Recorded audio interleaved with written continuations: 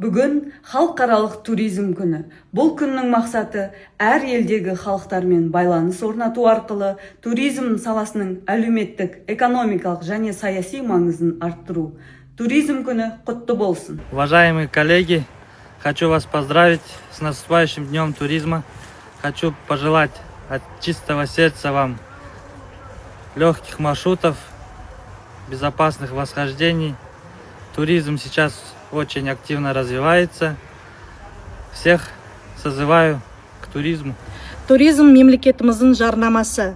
Осы салада еңбек етіп жүрген қызметкерлерге сәттілік тілейміз.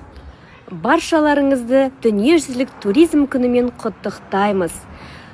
Туристік соқпақтар мен туристік маршруттар әрдайым жеңіл болып, табиғи көрікті жерлерді көруге және саяхаттарыңыз жеңілді, көңілді болуларыңызды тілейміз. Сіздердің сапарларыңыз жарқын, таңғажайып және ұмытылмас жаңалықтарға толы болсын.